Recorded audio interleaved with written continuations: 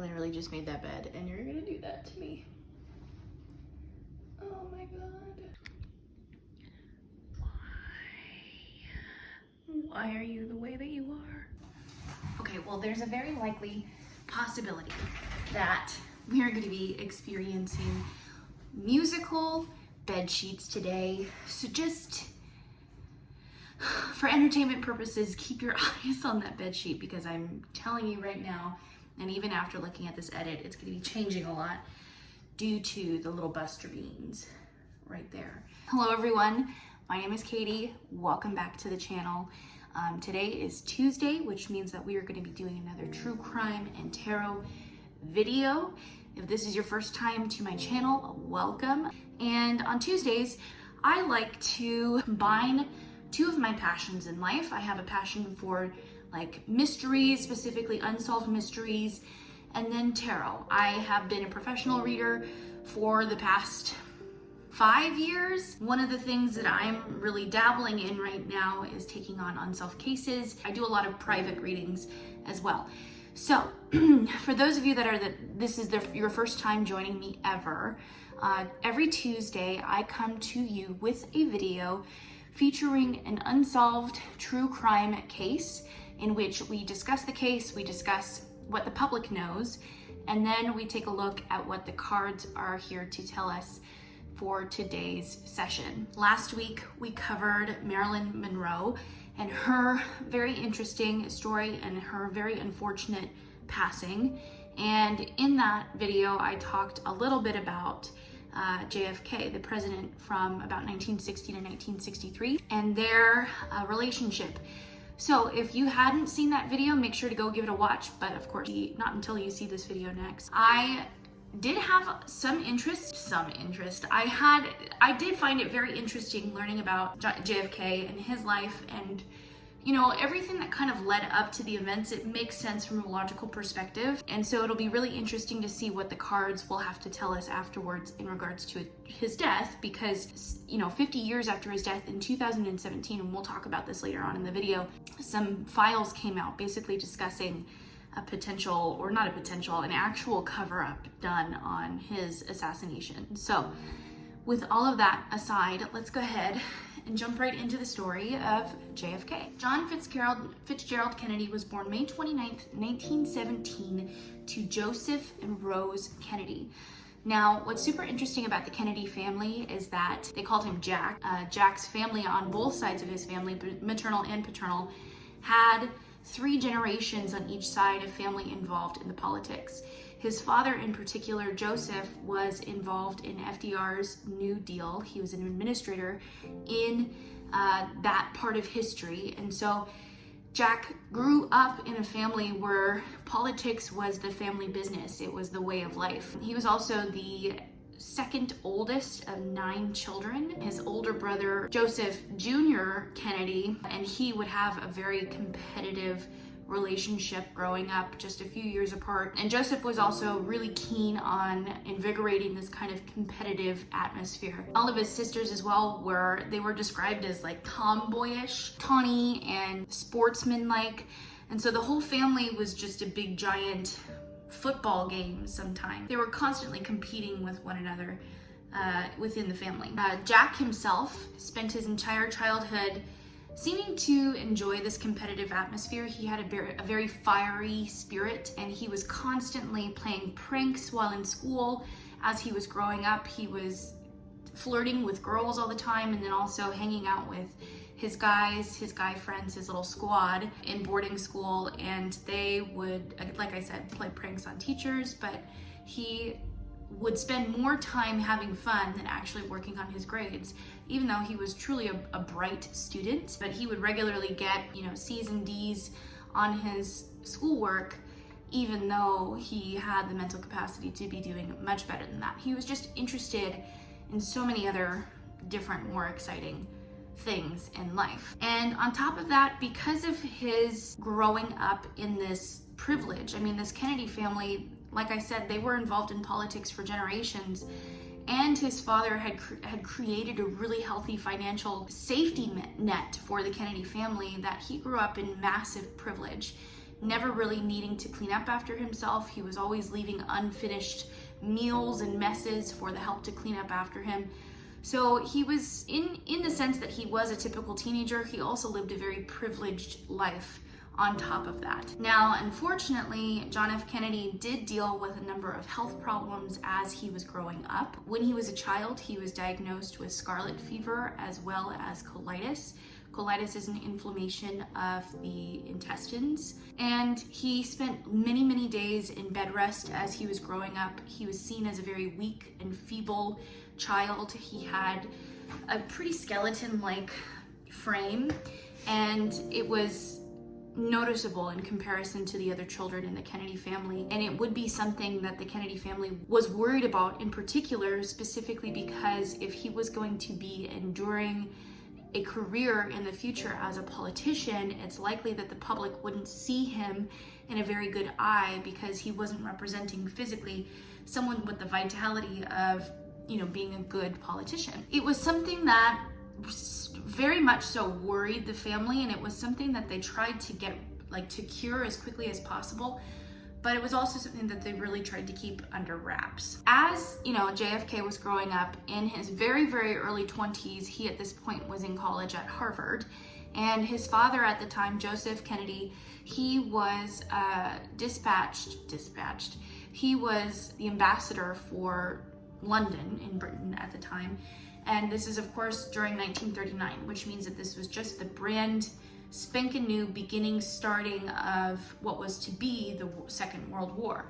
Hitler at the time had been amassing his army over the last 5 years, and European leaders at the time, they started the Munich negotiations where they tried to appease Hitler by negotiating and allowing him to take over a portion of Czechoslovakia that he was currently trying to take by force, basically. And so they said, okay, well, you can have a portion of Czechoslovakia as long as you agree not to invade anybody ever again. And, that went well for a period of time. But then once Hitler went back on his word and he started invading the rest of Czechoslovakia and then also Poland, that's when John F. Kennedy started to feel really critical of the way in which the negotiations were handled. He felt that the London Prime Minister at the time should have been spending more time working on reinforcing his troops rather than trying to negotiate some kind of a deal. So this was a really important part of his life in which he spent a significant amount of time traveling around Europe and learning firsthand from some of the top leaders in the world, how to run a country, basically, and how to handle war times. And so after his experience in Europe, he went back to school in Harvard and wrote an essay essentially criticizing the way in which the Prime Minister of London handled these negotiations. His professors said something along the lines of it being a very wordy essay, but they felt that he got the point across quite well.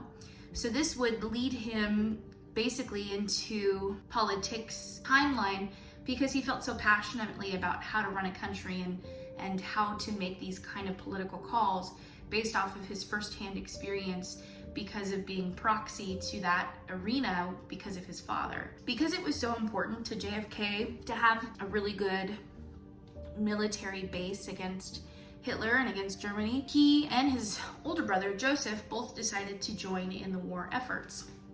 JFK ended up joining the Navy, and his older brother Joseph joined the Air Force. Now, JFK was stationed in the South Pacific, and long story short, the ship that he was on was shot and split in half, and he and his other 12 crew members were left basically out in these open waters in the South Pacific to kind of fend for themselves. And again, even though he was still dealing with the health issues that he had been diagnosed with earlier as a child, he made an effort to put his injured colleagues on, raft or board or whatever, and swim them back to shore and got them back to safety. And it ended up making him this huge war hero. And as a result, his brother Joseph would see this yet again as another competition and would choose to take one extra flight for a mission that he didn't necessarily need to do. He was only doing it, again, because of competition, but he had already earned enough flights for him to get a ticket to go home. And unfortunately, while on this flight, his plane exploded and he passed suddenly, and it was a huge hit to the family. Because of his death, John F. Kennedy would end up becoming the eldest child of all of the Kennedy clan. The death overall was a huge hit to the family, but in what I was reading and in the documentaries that I was seeing, it seemed to have really invigorated this fire within JFK, telling him that it was important to keep pushing on and to keep doing the work that he believed was the family's duty, so to say. He's honorably discharged as a war hero and immediately starts making his plans into joining in the family business and falling into politics. He joined in the race to run for Congress. And again, at the time, he was extremely young. He was extremely weak looking, very thin and frail. And a big part of politics at that time in the 1940s was you would have to go door to door. And in the area that he was living in Boston, all of the houses were these 3-story high houses that you would have to climb the stairs to get to each apartment and to greet each family and to shake their hand and have a conversation and, you know, really secure that vote. And he did it. He did it without complaining. Granted, he would have to walk up the stairs in a very awkward way. He would have to lean on the railing and kind of like hobble up the stairs to do it because the medications that he was taking to help treat his colitis and his basically inflammation in his body overall, they were steroids that he was taking. And I forgot to mention this earlier, but he was taking steroids for his illness, which was causing the bones in his back, his vertebrae, to deteriorate, which then in turn would really impact his ability to walk upstairs and to stay like physically fit throughout an entire day. But he did it without complaints, and that showed a lot of guts to people. It showed that he was willing to go the mile and not complain, and basically he was in the right mindset for it. As he ends up winning Congress and as well as Senate. Like, running for politics for him was quite easy. He was able to win all of the races that he had gone for. However, unfortunately, during this uphill climb throughout his political career, he was diagnosed with Addison's disease, which is a very rare condition that affects the adrenal glands, which are glands that sit right on top of your kidneys. Your adrenal glands are responsible for secreting hormones like cortisol, which is a stress hormone. And Addison's disease basically means that there is a depletion, or the adrenal glands are not producing enough hormones. And without these hormones, you can not grow appropriately, you don't hang on to fat as well. And so again, this is explaining why he was looking so weak and so feeble. He continued to take more corticosteroids and more painkillers to combat the pain that was happening from his back from the steroids deteriorating the bones. So just yet another unfortunate health problem to have to deal with on top of everything else. So like I said, he never lost a race within politics. He zoomed right through Congress in Boston to the Senate.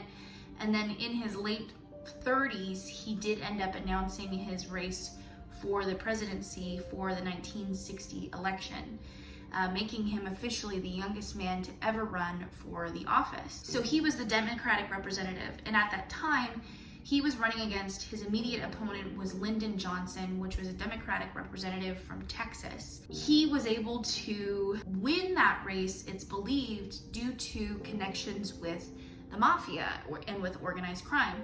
It was said in documentaries that his father, Joseph Kennedy, would be able to pump a lot of money into his campaigns and races. But there are other sources that are saying that the mafia was also significantly involved. Again, if you have not seen The Irishman at all, I highly suggest you go watch it, because it's really interesting perspective on basically the 1950s and 60s through the mafia's perspective, and how much they were influencing culture overall, immediately through their effects on politics. Because specifically within Kennedy's race for presidency, he was able to beat Lyndon Johnson through the mafia basically rigging some voting systems. And this is discussed in a investigative book written by investigative journalist Seymour Hersh, in which the daughter of a mafia leader named Sam Giancana, I really hope that I didn't mispronounce that, as well as even Frank Sinatra having connections to the mafia.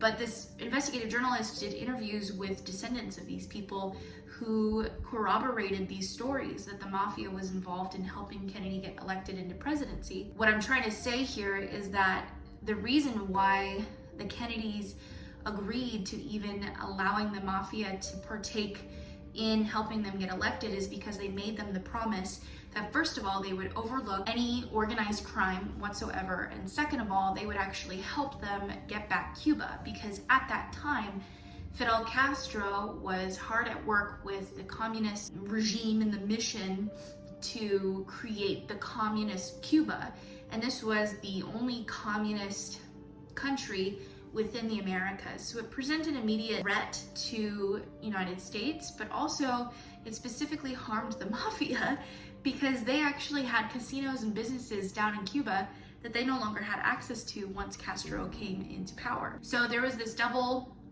promise that was made between the Kennedys and the mafia saying, we'll scratch your back, you scratch ours. So at this point, he's now elected into presidency. There's a lot going on within his first year. His events with Fidel Castro proved to be a huge disaster because there was this failure with the Bay of Pigs, and unfortunately the Bay of Pigs mission failed. They were not able to overthrow Castro. And later on, Kennedy came out being exposed as lying to the world, saying we're not involved in helping these people when they were. But also he had built a lot of enemies for himself at this point with Nixon locked out of the presidency, who was the Republican candidate that he ran against. But then also Lyndon Johnson was a little bit of an enemy at this point because he beat him in the Democratic race. But Lyndon Johnson was able to get himself into the vice presidency. There were a couple of different stories that were saying, on one side it was saying that Lyndon Johnson tried to make JFK ask him to be vice president. And there were other stories that were saying that the Kennedy family specifically asked him to be the vice president because they felt that it would, again, be more likely to get him elected into presidency overall. The point that I'm trying to make is that he was creating a lot of enemies for himself with Lyndon Johnson, with Nixon, and then eventually with the mafia actually themselves, because his brother, Robert Kennedy, who was the campaign manager for him during his presidency, was named Attorney General after being elected. And of all things, he chooses to start going after the mafia legally and trying to put a lot of them behind bars for this organized crime. So 1960, his first year of presidency, was not a good year for him. And on top of it all, there were starting to be some rumors going around that JFK was having extramarital affairs. I mean, like I said, when he was younger, he was very well known as a womanizer, and even throughout his 20s and 30s, his job as a congressman, he was very irresponsible, to be honest, because he was spending more time going out and partying and spending time with a bunch of different ladies, and it didn't do well for his image. On top of that, his wife, Jackie Kennedy, was even warned at their wedding that he was a womanizer, and her response simply was, well, I just view this as a challenge. So the interesting thing about the media at that time was that it was a blackmailing game. This brings me back a little bit to talk about the relationship between JFK and Marilyn Monroe. I mean, this is exactly why we don't see the media talking about it very often, is because JFK was known to have information about other people that he would release if anybody would choose to out his discretions. But again, also his team would take very careful care to make sure that specific people or names were not really exposed. His first year just was a doozy. Now, the second year of his presidency was also a doozy itself. I mean, the Vietnam War was started and it was in full swing, and there were even civil struggles, especially in the Southern Belt, between white and black people. There was a huge issue with segregation laws, and they were trying to get the president involved. And unfortunately, he really didn't take much action on this because he was trying to ensure his seat politically was safe. He didn't want to piss off or anger any political figures within the Southern Belt, specifically because they had so much control over his likelihood of being put back in office again. So a lot of times he would choose to remain in the state of order rather than in chaos, and actually trying to make efforts to alleviate or move forward or make any kind of law to remove segregation altogether. So it was a big struggle for him. And on top of everything, the Cold War was really heating up. We had the arms race where Russia and Soviet Union at the time and America was racing to create different arms. It would eventually develop into the nuclear missile war crisis, where the Russians were developing nuclear weapons that the Americans ended up finding through aerial photographs being stationed in Cuba. This started this back and forth of communication through the media and through letters between Kennedy and Khrushchev, the leader of the Soviet Union at the time. And eventually they came to an agreement that they would remove the missiles from Cuba and the US removed the missiles from Turkey. And so at this point, after his second year, it felt like at the end of his second year, things were starting to finally look up. He felt like he was making grounds with the Soviet Union. So at that point, the Kennedy family and the Kennedy administration was taking care to ensure his second term in the presidency. What his goal was to do a few victory laps. He did a victory lap in West Berlin to celebrate basically the end of Soviet Union's control over them there. He also did a victory lap in Ireland, which was his family's ancestral country. And finally, he wanted to do his next victory lap in the state of Texas. And the state of Texas was important to him specifically because it was one of the states that was like a nail biter that ended up winning him the presidency. And so he wanted to go in there ensuring that the state would support him in his next term. So he wanted to be there first, to build that rapport, to build that relationship. So his plan was to go to Texas on November 22nd, 1963. And then the plan was to basically get in a convertible car and drive with him and Jackie in the back seat, and then the governor of Texas, John Connally, and his wife in the front of that convertible. And they would do a little parade through the town, and then they would finish and make a speech, and it would be a huge to do. That brings us to the Texas assassination, and now I want to jump over and talk about Lee Harvey Oswald. For those of you obviously that are familiar with this story, you know that Lee Harvey Oswald is the man who was accused of assassinating John F. Kennedy. So Lee Harvey Oswald was born October 18th, 1939 to a mother who was unfortunately widowed, and he had an older brother. Unfortunately, because his mother was widowed, she just did not have the means to take care of her children, and she was able to put his older brother into a boarding school and tried to give up Lee for adoption. Unfortunately, the first year it didn't work because he was too young, and so she took him back the second year, and he was in foster care from infancy until he was about 12 years old, in which his mother came and took him back. And then they moved from their state of Louisiana up to New York City, specifically living in the Bronx. Poor Lee, he just did not have a good go at life. He was set up, unfortunately, a neglectful mother. He did not grow up in a loving household. He struggled all throughout school. He was skipping class all the time, bullying other children, and he was even at the point where, because he was living in such a rough neighborhood, he was threatening people with pocket knives. It was just not a good situation. And when he was finally of age, he decided that he wanted to join the war efforts. Now, he signed up for the Marines, and of course this was also a major struggle for Lee as well. He was stationed to Japan and then the Philippines, and he was trained as a sharpshooter. However, it would be said later on that he actually wasn't that good of a shot. This started to make Lee just feel this sense of helplessness and he couldn't do anything right. And somehow his brain started to get turned on to the idea of socialism, and he was really fascinated by the Soviet Union and how the government was run and how life seemed, and he really created this idealized sense of life in the Soviet Union that he was in love with and wanted to, adventure and try for himself. Because he was having such a crappy time in the Marines, he also was getting into major trouble, was getting involved with the law enforcement within the military, and unfortunately was dishonorably discharged from the Marines. Once this happened, he immediately set off for the Soviet Union and offered to defect into the country, which basically means to give up, your rights as an American and take on the citizenship of being a Soviet Unionist. And at first, the Soviet Union actually rejected him, believing that he didn't really have a good enough case. He wasn't a good enough individual to allow to defect. This is a huge upset to Lee, and he pushed their hand. I will give up my citizenship. I will also give you the US radar codes if you will let me defect into the Soviet Union. So they're like, okay, I guess we'll let you in. So they did. And so Lee believes that he's going to create this big, fanciful, idolized life for himself. And unfortunately, no, that is not the case.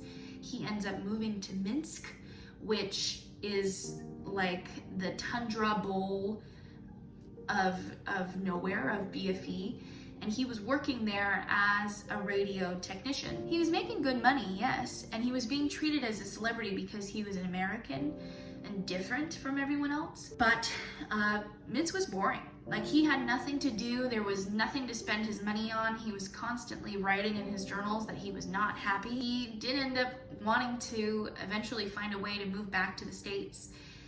Before that happened, though, he did end up getting married. He was introduced to a woman named Maria Prusakova, and she and him fell in love, and they had a child together, a daughter. And once this family was established, he went back to really making his plans to go back to the US again.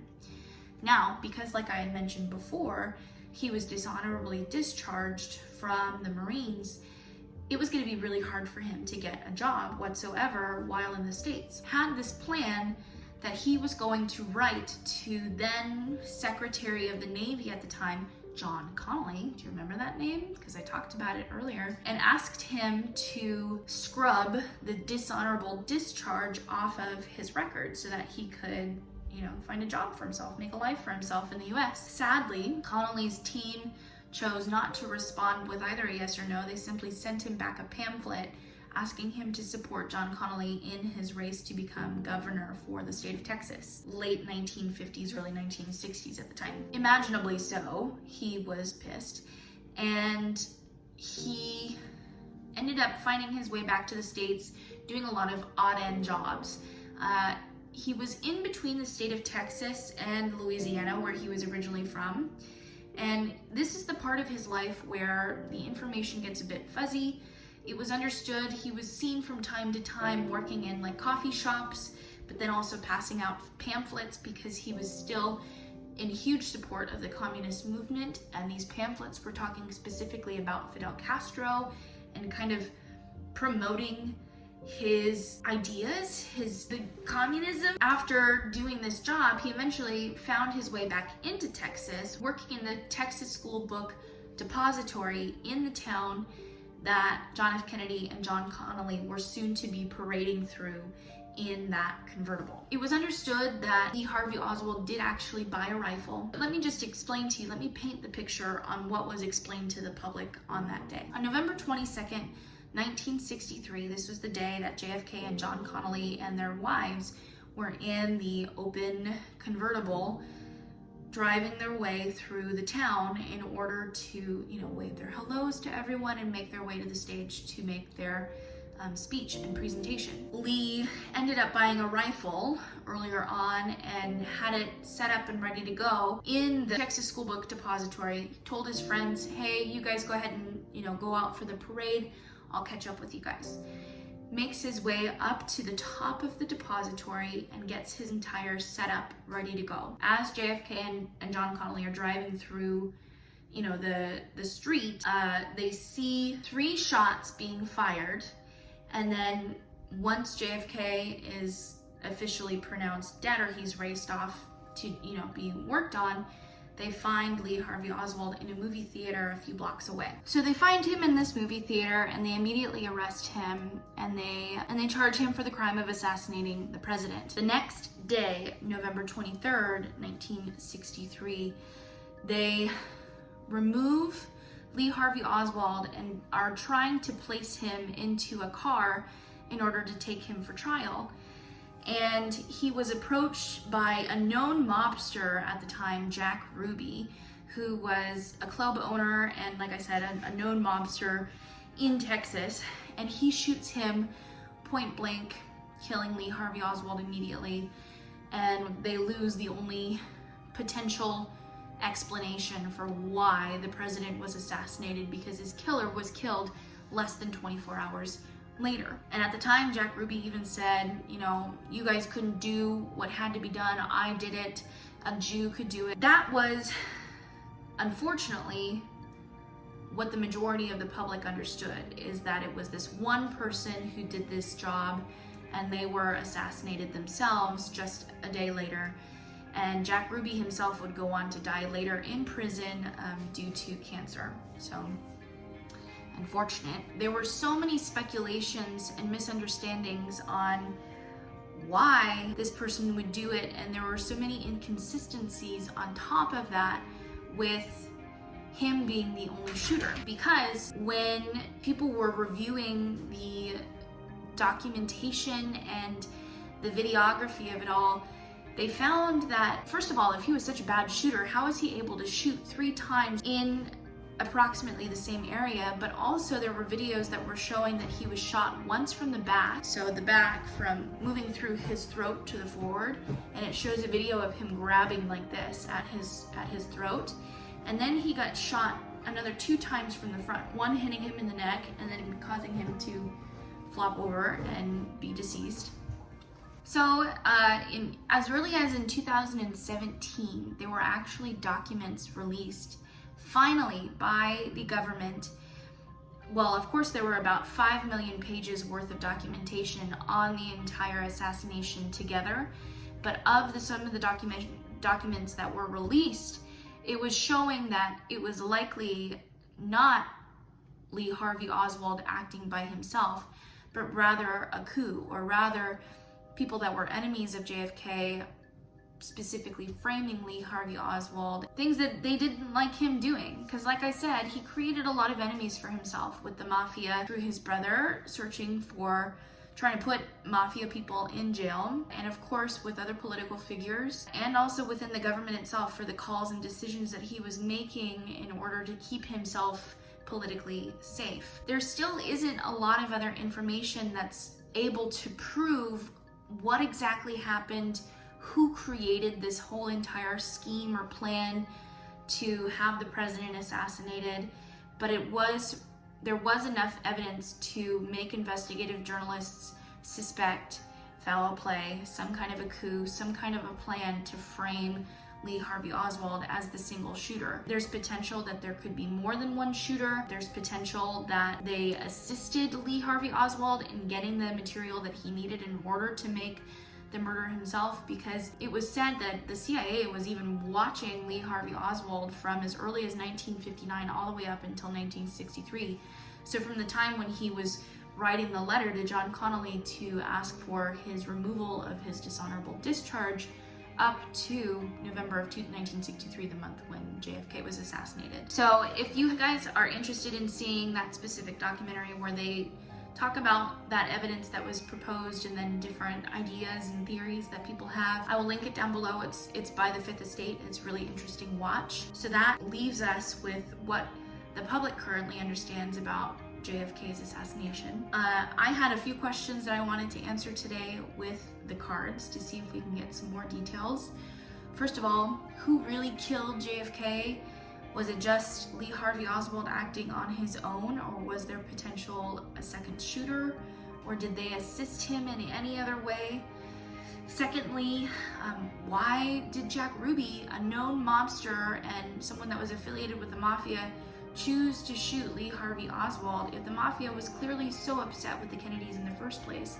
Was this part of the cover-up to make the public believe that the mafia had nothing to do with his murder? And what other information is currently being hidden from the public? Why is it so important for the government to keep these documents classified and secret? What is the potential? What can we find out in the future? So these are the questions that I want to see if we can get answered today with the cards. Okay, so the deck that I'm going to be using today is my Robin Wood Tarot deck. And so like I said, we're going to take a look at the questions that I was wanting to ask earlier. So I'm going to start off first with who was the real killer of John F. Kennedy. So let's take a look here. Actually, every time I do a reading, I like to light a candle. So that is what I'm going to do super quick. Okay, so now let's take a look with the cards and see if we can answer our first question. Who killed JFK? Was it Lee Harvey Oswald? Or was there more people involved? Let's see. Yes, okay. We have 3 cards in the reverse. We have the Page of Cups reversed, the Hierophant reversed, as well as the 9 of Wands reversed. So first of all, the Hierophant is drawing my attention. The Hierophant is a card that talks about traditional values. It can talk about a guru or a mentor, but for me it can also represent like traditional values, marriage, even the government. So I would say that this is a pretty big deal here, that we do have government involved in JFK's assassination, and with it being in the reverse, it's specifically trying to hide the fact that they did have any involvement with his assassination whatsoever. Page of Cups in the reverse. In the upright, this card usually represents like a proposal of some kind, someone offering something to another person, especially something that the other person regards as like a passionate interest, something that evokes emotion. Normally this can be associated with like romantic relationships, but also it can be involved in like friendships or partnerships of things of the kind. This is telling me that government made an offering, they made a proposal to Lee Harvey Oswald, who I do see being represented here in this 9 of Wands. This is someone who was silenced. This is someone who was used particularly because of his status. The 9 in particular represents someone acting alone. It is the 9 in the numerology represents the Hermit in the major arcana. So this represents someone who is working on their own, sometimes to go through a vision quest or a way of understanding themselves, but this is also a way to get inner wisdom or guidance. The Wands represents fire, so passion, ignition of emotion, but like action and aggression towards doing so. This for me represents Lee Harvey Oswald. So it's a proposal made by the government to Lee Harvey Oswald to partake in this act of aggression towards removing all the cause of his troubles or all the cause of his problems and why he was being so alone. So they knew what they were doing because they presented it to him in such a way that made him feel like he was doing something worthy of justice, something worthy of retribution is the word that I'm getting. He believed that he was doing the right thing, I think mostly because of his childhood and because of everything that had happened to him. It was the only way in which he believed, justice could be served. It was like his tunnel vision was making him believe that this was the right thing to do. And the government had such a way of twisting their words and using words specifically to convince him of doing the right thing. So if that's the case, what then is the motive of the government? Why did they want JFK removed from office? Okay, we have the 2 of Cups in the reverse, the 7 of Pentacles, and the 8 of Cups in the reverse. Okay, so there was a disagreement that was broken. There was an agreement, there was a promise that was broken. The 2 of Cups in the upright, this represents a friendship, a union, a commitment from 2 different parties to one another. It being in the reverse is telling me that something was broken. JFK made a promise that he did not stick to, that the government didn't like, and they had to remove him from office because financial reasons. The Seven of Pentacles in the upright, there was financial investments that were made potentially in other candidates. Again, this could have something to do with Lyndon Johnson or with Nixon, they all could have had some kind of involvement in it. I'm getting more specifically, the mafia had a lot of major ties into politics at the time because it had such a heavy influence on how they were able to organize their means of money laundering, of their businesses that we discussed before. I think that there was infiltration, there was promise broken that prevented people from getting their money. And I think that the mafia had their claws so tightly into the government and invested in so many different political figures that it was due time, basically, that they had to remove one of the people in their family, or one of the figureheads that wasn't doing their job, that was not providing what they promised that they were going to do. So I think that the thing about this, though, that's really interesting is that there were warnings that were made, and there was a return. There was someone saying that they were going to come back if they hadn't fixed this specific issue. This is coming up for me with the Eight of Cups in the reverse. In the upright, this is about walking away from something that you used to feel passion or emotion towards that's no longer serving you. In the reverse, it's about a return. It's about something coming back, almost karmically as well, is what I'm getting, is that it was this you scratch my back, I scratch yours. If you mess with me, I'll mess with you kind of an attitude.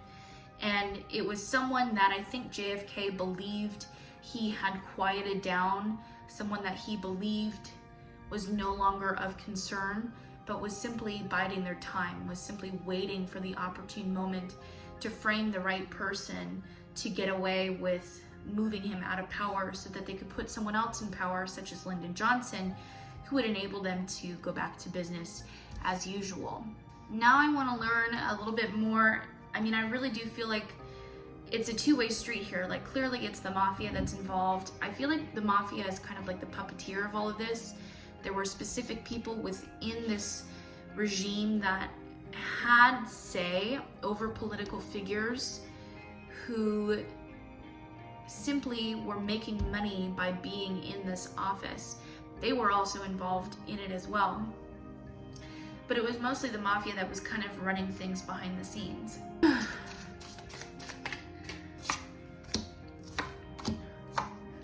Ten of Wands in the reverse, the Nine of Pentacles, Nine of Cups in the reverse, and finally Temperance. Interesting.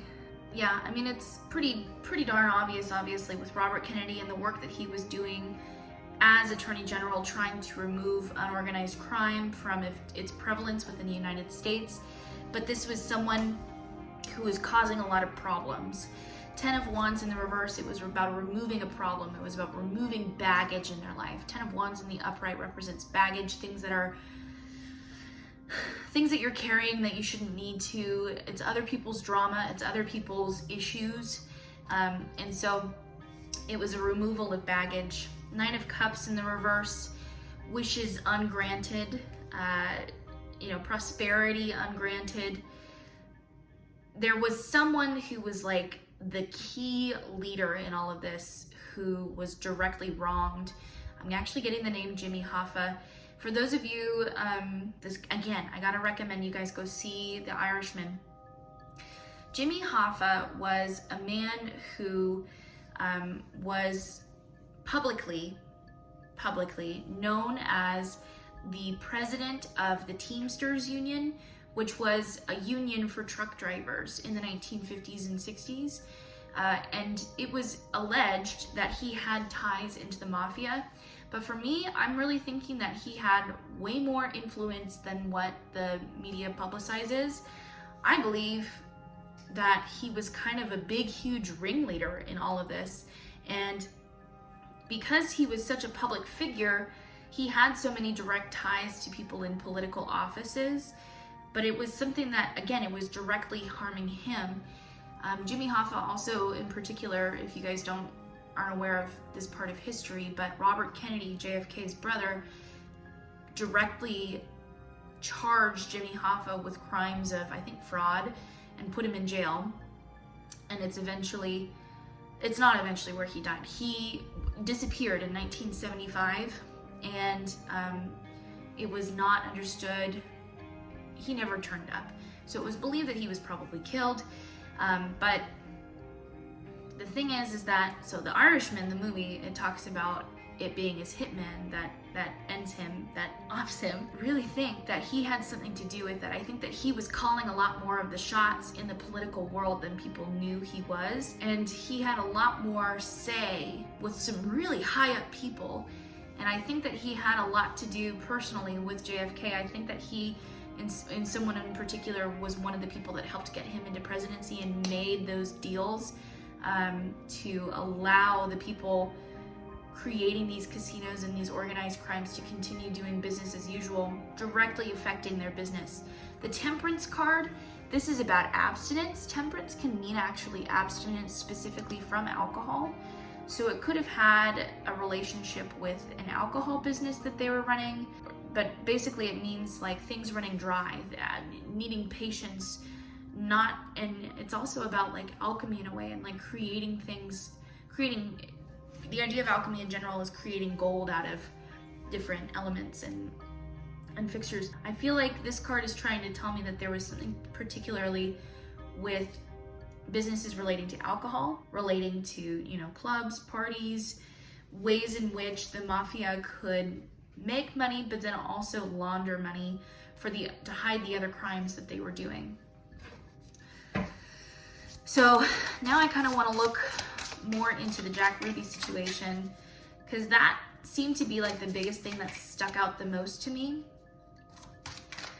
Was he was okay. We have 3 swords right now. Jack Ruby in particular was put into an ultimatum. He was given an ultimatum of either you do this or we will off you now.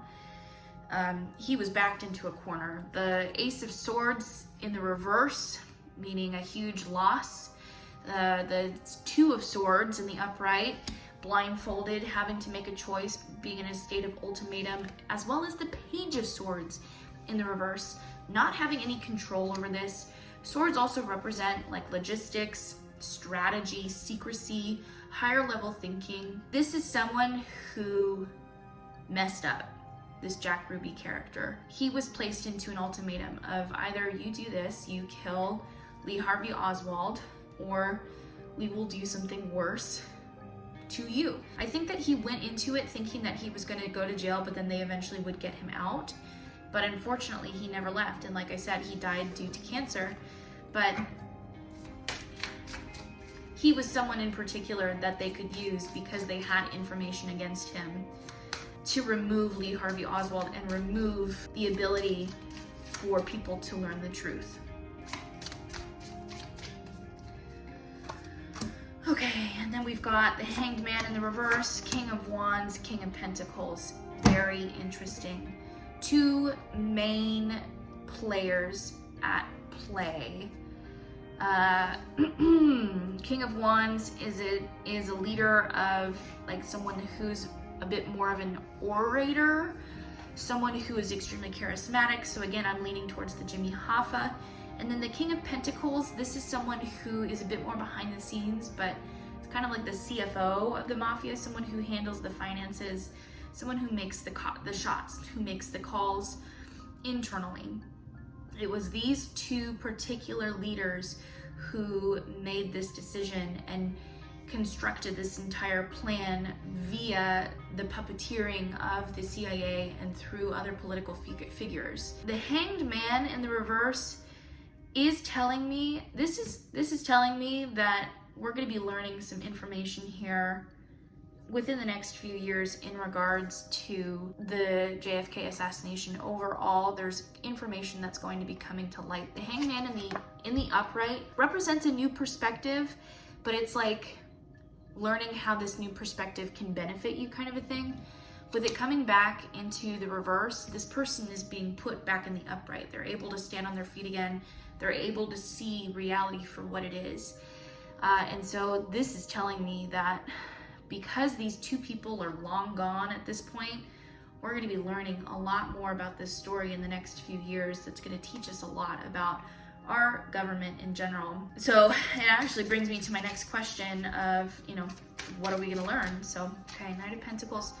It's going to be a trickling of information. Things are going to be coming out slowly, and then there's going to be a huge blow up of information. We have the Knight of Pentacles progressing into the Knight of Cups. So there will be someone coming forth making some kind of offer, maybe some kind of an exchange offer. The King of Pentacles is like the tortoise that wins the race, where they're biding their time, they're slowly producing this information. The Knight of Cups is an exchange, so someone offers something in exchange for this information, which then leads to this downfall, this vomiting of information. The Eight of Wands is instant messaging, instant notification. It usually is my internet card. It tells me that things will be exposed online. Let me see if I can get a number or a timeline that we can see. So 2 years, 2 months. That'd be crazy if it happened in 2020. Two of Wands. There's some more bargaining going on here. There's still people that are working behind the scenes. There are still puppets. There are still puppeteers. The politics system is still extremely effed right now, and there's a lot of money involved in this particular part of the US, and that is controlling so much of our government system. And it's a tangent that I could go on forever that I'm not going to in this video. But point is that there's potential for us to be learning more and more information as time goes on in regards to the assassination, and kind of teaching us more about our American politics system in general. I think, of course, with the year 2020, we're going to be seeing this huge uprise, as we've already started to see within 2019 with the Trump impeachment, and more people getting aware and educating themselves in regards to how the political system works. There's going to be this huge uprising against the government, and hopefully a change for the better. I do see a lot more chaos, a lot more confusion, a lot of radical change coming our way in 2020 and beyond. So I'm going to end this reading here. I would love to hear your guys' interpretations. Please tell me what you're thinking, what you're believing, what theories you may have in regards to John F. Kennedy's assassination, or even Marilyn Monroe's. So thank you so much, everybody, for joining me for today's video. If you are interested in seeing more of my tarot readings, I'm going to link some of my pick a card readings here. And also, if you're interested in getting a private reading, I have left all of that information down below. So light and love to you guys, and I will see you in the next video. Take care.